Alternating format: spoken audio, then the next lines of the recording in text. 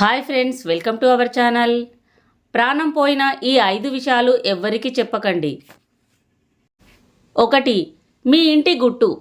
మీ ఇంటి గుట్టును ఏ రోజు బయట పెట్టకండి. మీ ఇంట్లో ఎన్నో గొడవలు, ఎన్నో సమస్యలు ఉన్నా సరే వాటిని ఎప్పుడూ ఎవరి ముందు చెప్పకూడదు. మీ ఇంట్లో జరిగిన విషయాలు వీధిలో పెడితే పోయేది మీ పరువే.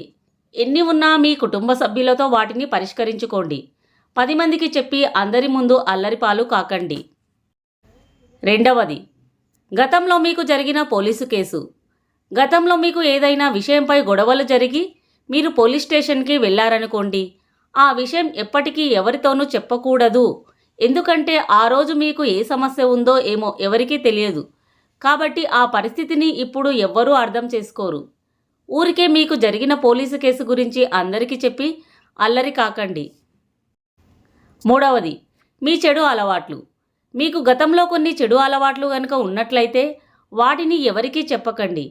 మనిషి అన్న తర్వాత ఎప్పుడో ఒకప్పుడు చెడు అలవాట్లకు బానిస అవుతాడు. తర్వాత తన తప్పు తెలుసుకొని వాటికి దూరంగా ఉంటాడు. అంత మాత్రాన అతను క్యారెక్టర్ లేనివాడు కాదు కదా. కానీ ఈ విషయాలు ఎవరికైనా చెప్తే వాళ్ళు మిమ్మల్ని నమ్మరు. మీరు గతంలో ఎలా ఉన్నారో ఇప్పుడు అలాగే ఉన్నారనుకుంటారు. నేను మారాను అని ఎంత చెప్పినా కూడా ఎవ్వరూ నమ్మరు. కాబట్టి గతంలో జరిగిన మీ చెడు అలవాట్ల గురించి ఎవరికీ చెప్పకు. 4.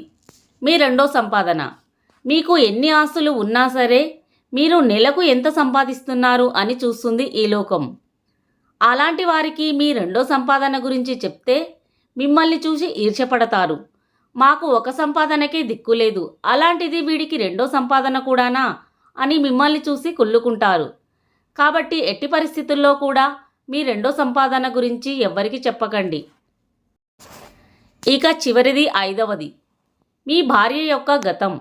అవునండి, గతంలో మీ భార్యకు ఎవరికీ చెప్పకూడనిది ఏదైనా జరిగుండొచ్చు. ఆ విషయం ఎవరికీ చెప్పకూడదని సీక్రెట్ అయ్యి ఉండవచ్చు. ఆ విషయం ఎవరికైనా చెప్తే మీ భార్య పరువు పోయే పరిస్థితి రావచ్చు. అలాంటప్పుడు ఆమె గతంలో జరిగిన ఆ విషయాలు ఎవరికీ చెప్పకండి.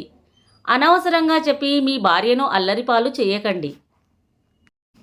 ఫ్రెండ్స్, ఈ వీడియో కనుక మీకు నచ్చితే ఒక లైక్ చేసి కామెంట్లో జై శ్రీకృష్ణ అని టైప్ చేయండి.